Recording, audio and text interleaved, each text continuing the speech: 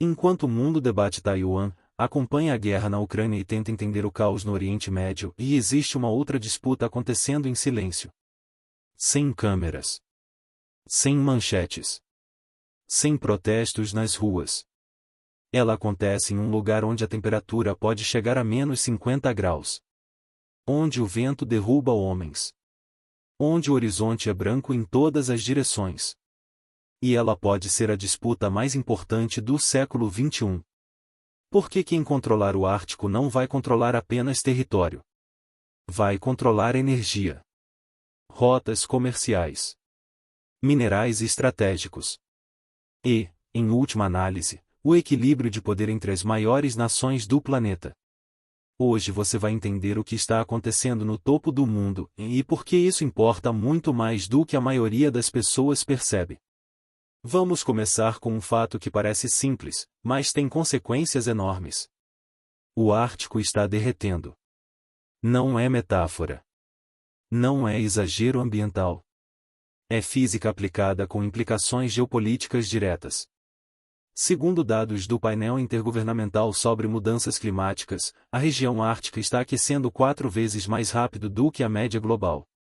O gelo marinho de verão já diminuiu mais de 40% em área desde a década de 1980. E as projeções mais conservadoras indicam que, até meados deste século, o Oceano Ártico terá verões praticamente sem gelo. Pense no que isso significa na prática.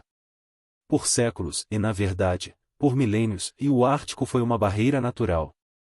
Um lugar intransponível que separava continentes, bloqueava rotas e tornava qualquer exploração econômica praticamente impossível. O gelo era um guarda-costas da natureza. Esse guarda-costas está pedindo demissão. E quando ele for embora, o que vai sobrar é uma das maiores oportunidades econômicas e estratégicas da história moderna, e uma das disputas mais perigosas que o mundo já viu. A questão do Common Heritage.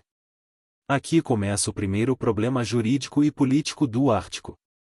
O Oceano Ártico não tem o mesmo status da Antártida.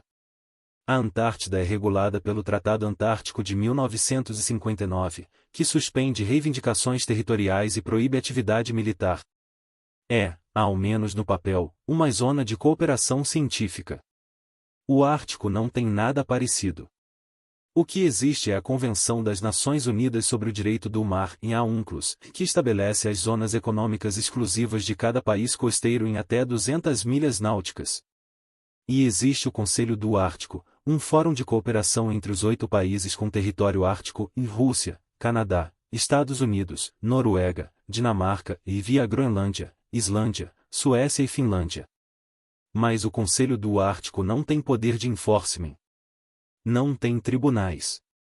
Não tem capacidade de resolver disputas territoriais. E as disputas existem. E estão crescendo. O que está em jogo além do gelo? O desaparecimento do gelo ártico abre 2 grandes fronteiras simultaneamente, e uma econômica e uma estratégica. A econômica, o acesso a recursos naturais que estavam soterrados sob camadas de gelo e permafrost por eras geológicas. A estratégica, novas rotas marítimas que vão redesenhar o mapa do comércio global. Vamos falar de cada uma dessas fronteiras em detalhe. Começando pelo dinheiro. Em 2008, o Serviço Geológico dos Estados Unidos, o USGS, publicou um estudo que ficou relativamente pouco conhecido fora dos círculos especializados, mas que mudou a maneira como as grandes potências enxergavam o Ártico. O estudo estimou que a região ártica contém aproximadamente 90 bilhões de barris de petróleo não descoberto, e o que representa cerca de 13% das reservas mundiais não exploradas. Além disso, estimou 1.669 trilhões de pés cúbicos de gás natural, em algo em torno de 30% das reservas globais não descobertas. 30% do gás natural não descoberto do planeta está no Ártico. E isso é só o que sabemos. O que não sabemos provavelmente é maior. Além do petróleo e do gás. Os hidrocarbonetos são apenas o começo. O subsolo ártico também contém depósitos significativos de minerais que o século XXI vai precisar desesperadamente: cobre, zinco, cobalto, lítio, terras raras. Exatamente os minerais que alimentam baterias de veículos elétricos, turbinas de energia eólica, semicondutores e tecnologia militar de ponta. A transição energética global, em a grande narrativa do nosso tempo, depende desses minerais. E uma parcela considerável deles está no Ártico.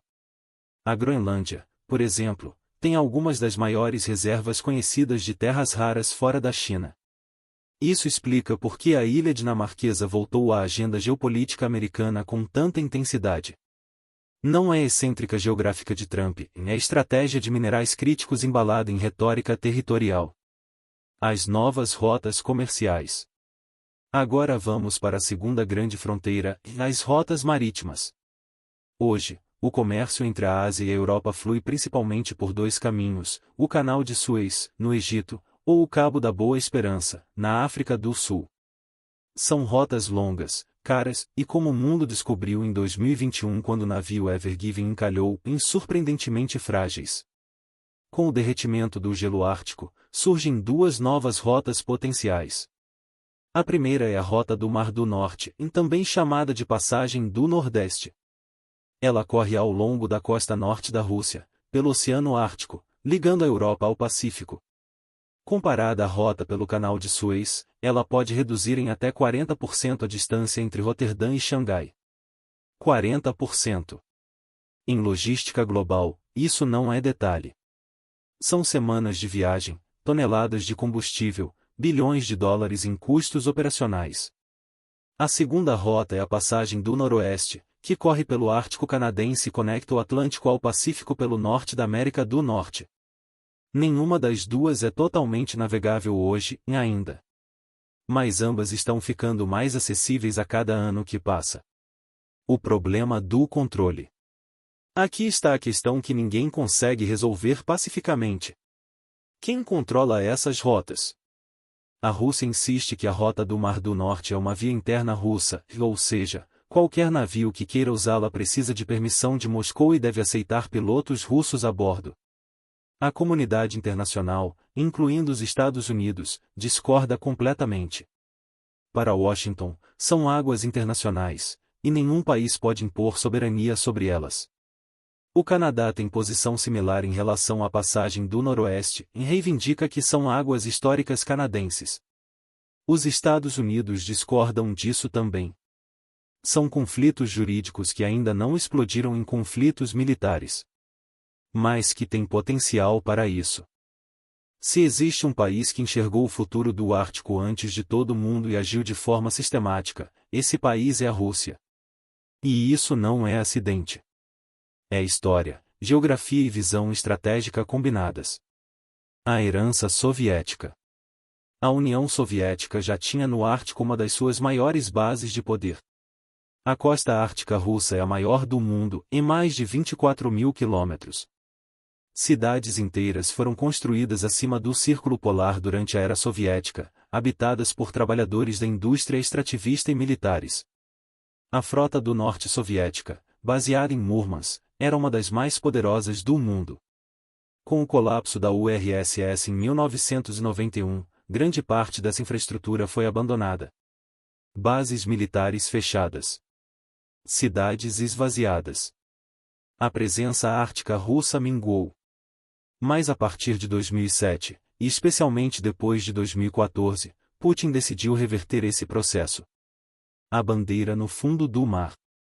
Em agosto de 2007, um submarino russo mergulhou até o fundo do Oceano Ártico, a 4.000 metros de profundidade, e plantou uma bandeira russa de titânio no ponto exato do Polo Norte geográfico. Foi um gesto simbólico. Mas símbolos comunicam intenções. O ministro das Relações Exteriores russo declarou na época: o Ártico é russo. Outros países protestaram.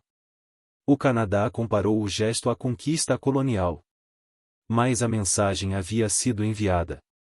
A militarização sistemática. A partir de 2014, e não por coincidência, o mesmo ano da anexação da Crimeia, a Rússia iniciou um processo acelerado de militarização do Ártico. O que foi construído? Primeiro, a reabertura e modernização de bases militares em ilhas árticas que haviam sido desativadas após o fim da Guerra Fria. A base de Nagurskoye, na ilha de Alexandra Land, foi transformada em uma das instalações militares mais avançadas do mundo em ambiente polar. Comporta aviões de caça, sistemas de mísseis e tropas de combate ártico. Segundo, o desenvolvimento de sistemas de armas específicos para o ambiente ártico. A Rússia implantou sistemas de defesa costeira, radares de longo alcance e baterias de mísseis antiaéreos S-400 ao longo de toda a costa norte. Terceiro, e este é talvez o mais importante do ponto de vista estratégico, é a construção de uma frota de quebra-gelos nucleares sem paralelo no mundo. Os quebra-gelos e a arma silenciosa. Quebra-gelos são navios gigantescos projetados para abrir passagem pelo gelo. E são, no contexto ártico, um instrumento tanto comercial quanto militar. A Rússia opera hoje a única frota de quebra-gelos de propulsão nuclear do mundo. São navios como o Arctic e o Sibir, com 173 metros de comprimento e cascos capazes de quebrar gelo com mais de 2 metros de espessura. Ao todo, a Rússia tem mais de 40 quebra-gelos em operação ou em construção. Os Estados Unidos têm 2 quebra-gelos operacionais. 2. Essa assimetria não é trivial. Quebra-gelos determinam quem consegue se mover no Ártico, quando quer, independente das condições de gelo. É mobilidade estratégica. É poder de projeção. O componente energético. A Rússia não militarizou o Ártico apenas por razões militares. Há um componente econômico fundamental. O campo de gás de Yamal, na Sibéria, é um dos maiores do mundo e já está em produção. A empresa estatal Novatek, com participação de capital chinês, opera de lá o projeto Arctic LNG, em gás natural liquefeito exportado para mercados europeus e asiáticos via rota do Mar do Norte. Quando a guerra na Ucrânia e as sanções ocidentais isolaram a Rússia dos mercados europeus para o gás via gasoduto, a alternativa ártica ficou ainda mais central para a estratégia energética de Moscou. O Ártico, para Putin, é simultaneamente escudo militar, trunfo econômico e símbolo de grandeza nacional. Não é uma política. É uma obsessão estratégica. Se a presença russa no Ártico é histórica e geográfica, a chinesa é algo diferente. É calculada. É paciente. E é, de certa forma, mais assustadora, porque a China entrou em um jogo onde não tinha peças no tabuleiro e, em menos de 2 décadas, construiu uma posição sólida. O problema da geografia. A China não tem nenhum território no Ártico. A cidade chinesa mais ao norte, em Harbin, está a mais de 2.000 quilômetros do Círculo Polar Ártico. Pelo direito internacional convencional, a China não teria qualquer reivindicação ou interesse legítimo na região. Mas Pequim não aceitou essa limitação. Em 2018, o governo chinês publicou seu primeiro livro branco sobre política ártica e um documento formal que delineia os interesses e objetivos da China na região. E nele, a China se autodeclara um estado próximo ao Ártico. Esse termo não existe no direito internacional. Nenhuma convenção, nenhum tratado, nenhuma norma estabelece a categoria de estado próximo ao Ártico. Mas a China usou mesmo assim, e continua usando, porque está tentando criar uma narrativa jurídica que legitime sua presença antes que as regras sejam formalizadas por outros. É um movimento clássico da diplomacia chinesa e agir primeiro, normatizar depois. A rota da seda polar. O conceito central da estratégia ártica chinesa é o que Pequim chama de Rota da Seda Polar e uma extensão da Belt and Road Initiative para o Ártico. A lógica é simples, se a rota do Mar do Norte reduz em 40% a distância entre a Ásia e a Europa, então essa rota tem valor estratégico enorme para a China, que é o maior exportador do mundo e cuja economia depende fundamentalmente do comércio marítimo. Controlar e ou ao menos ter acesso garantido a essa rota seria uma vantagem econômica e estratégica de primeira ordem. Os investimentos concretos. A China não ficou só na retórica. Investiu. Na Rússia, empresas chinesas têm participação significativa nos projetos de GNL Ártico. O Fundo Soberano Chinês Yacnoc e empresa estatal de petróleo investiram bilhões no projeto Yamal LNG e no Arctic LNG 2. A China é hoje o maior comprador de GNL Ártico russo. Na Groenlândia, empresas chinesas tentaram, e com sucesso parcial, em alguns casos, comprar minas de minerais raros e obter contratos de infraestrutura. Vários desses projetos foram bloqueados pela Dinamarca e pelos Estados Unidos sob pressão de segurança nacional. Mas a tentativa em si revela o interesse. Na Islândia, a China estabeleceu uma embaixada desproporcional ao tamanho do país, com estrutura que analistas ocidentais descrevem como excessiva para as relações bilaterais normais, mas que faz sentido se você considerar a posição geográfica estratégica da Islândia no Atlântico Norte. A pesquisa científica como instrumento. A China opera 2 navios de pesquisa ártica, o Xuelon e o Xuelon II. E mantém uma estação de pesquisa em Svalbard, um arquipélago norueguês no Ártico que, por tratado internacional, permite presença de qualquer país signatário. A pesquisa científica é legítima. Mas ela também serve como cobertura para a coleta de dados meteorológicos, oceanográficos e batimétricos que têm aplicações militares e comerciais óbvias. É o mesmo padrão que a China usou no Mar do Sul da China: presença científica primeiro, infraestrutura depois, reivindicação depois. A parceria com a Rússia, conveniência perigosa. O relacionamento sino-russo no Ártico é uma das alianças mais interessantes e potencialmente instáveis da geopolítica atual. São duas potências que precisam uma da outra no curto prazo, e a Rússia precisa de capital e mercado para seus recursos árticos, especialmente após as sanções ocidentais. A China precisa de acesso e parceria para estabelecer presença na região. Mas os interesses de longo prazo são fundamentalmente contraditórios. A Rússia quer ser o árbitro soberano do Ártico. A China quer que o Ártico seja um espaço internacional, porque não tem território lá. Por enquanto, cooperam. Mas essa cooperação tem prazo de validade. Se você olhar para o Ártico do ponto de vista americano, a imagem que emerge é de uma potência que acordou tarde para uma realidade que estava se formando há décadas, e que agora está tentando recuperar o tempo perdido em marcha acelerada. O Alasca e o que ele representa.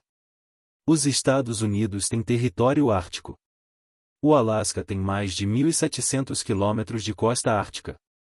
E o Alasca foi comprado da Rússia em 1867 por 7,2 milhões de dólares, e numa transação que o Senado americano aprovou por apenas um voto de diferença e que foi ridicularizada como a loucura de Cevad.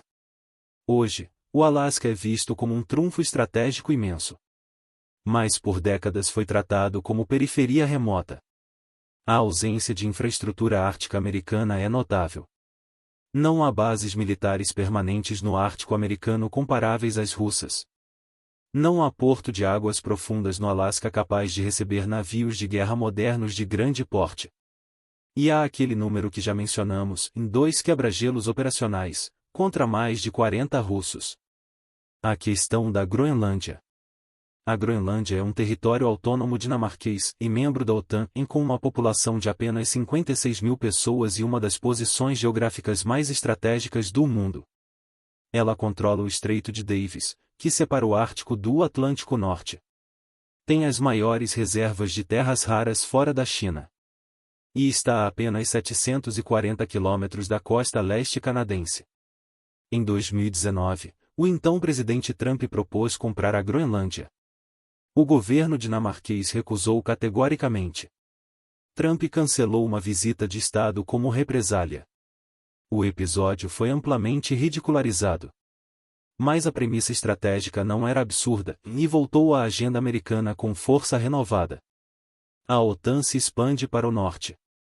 A invasão russa da Ucrânia em 2022 produziu um efeito inesperado e empurrou 2 países historicamente neutros para dentro da OTAN.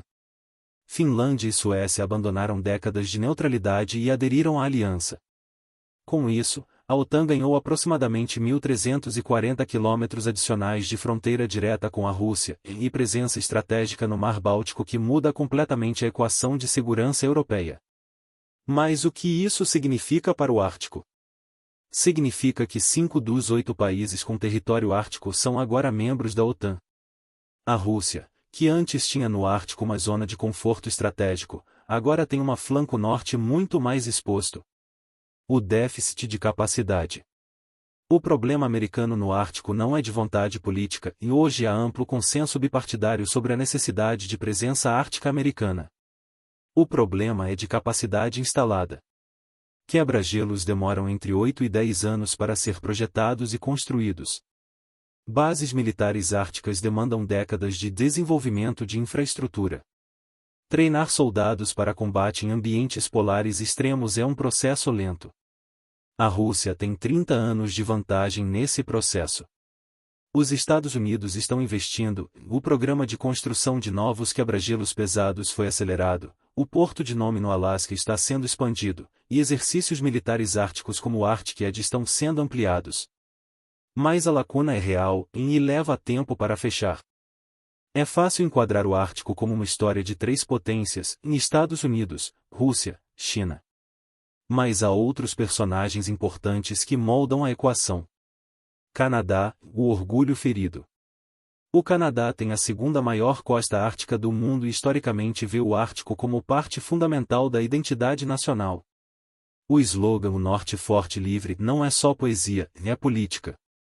Mas o Canadá enfrenta o mesmo problema americano multiplicado, infraestrutura ártica insuficiente, poucos quebra-gelos, disputas com os Estados Unidos sobre a soberania da passagem do Noroeste, e sim, os maiores aliados do mundo brigam sobre se aquelas águas são canadenses ou internacionais.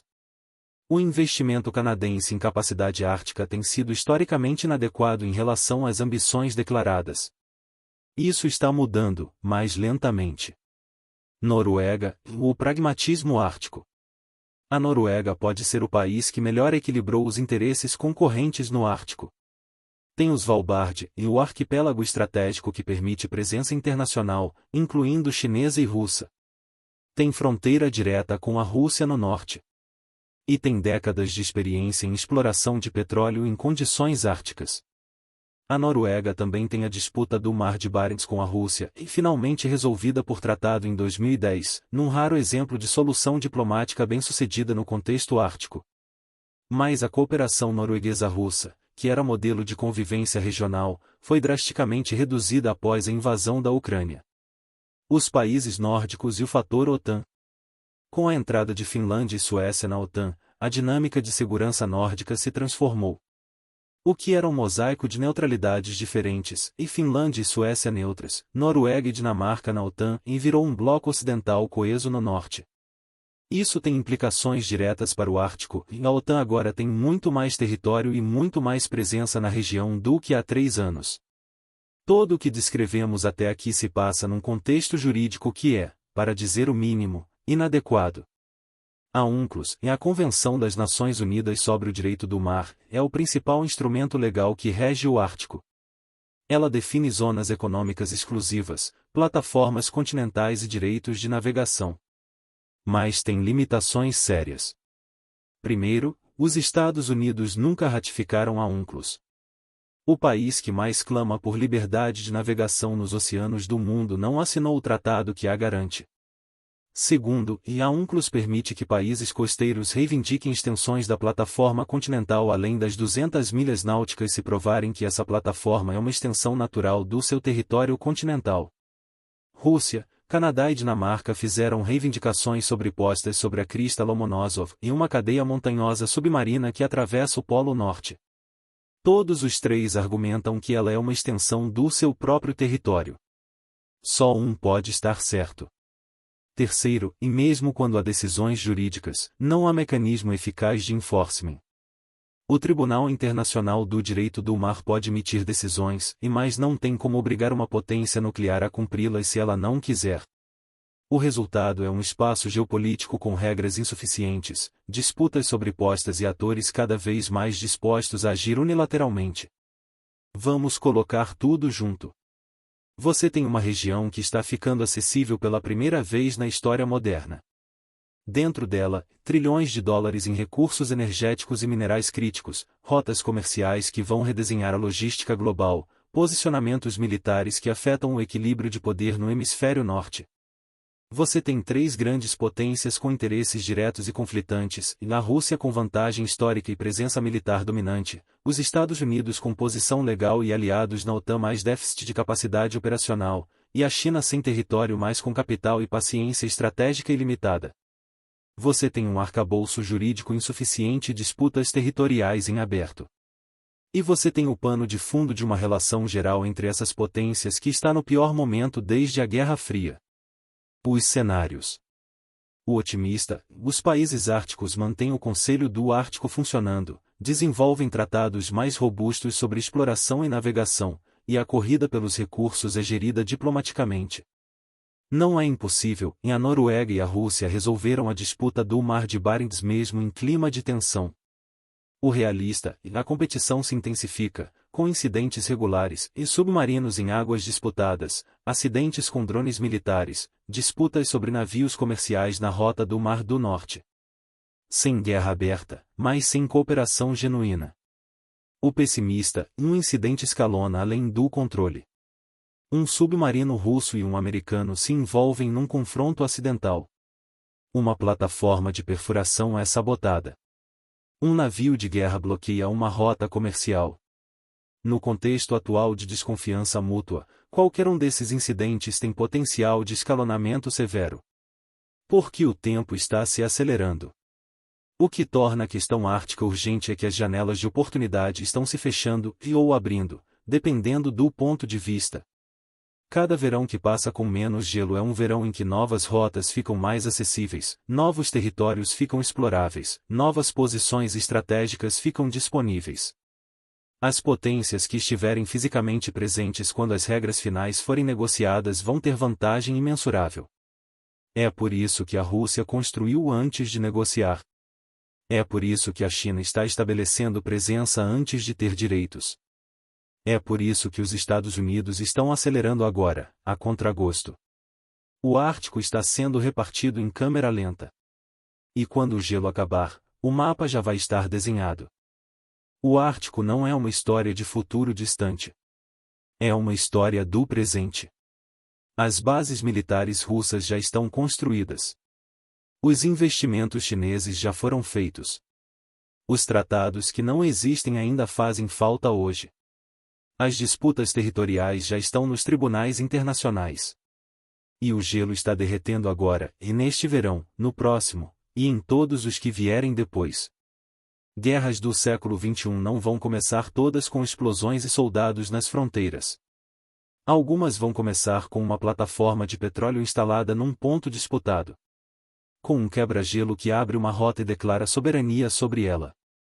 Com uma mina de terras raras que muda quem controla a produção de baterias globais. O Ártico é o teatro onde essa guerra silenciosa já está sendo travada. E o mundo, ocupado com seus outros incêndios, ainda não prestou atenção suficiente. Se este vídeo te ajudou a entender o que está acontecendo no topo do mundo, compartilha com alguém que ainda não sabe que deveria se preocupar com isso.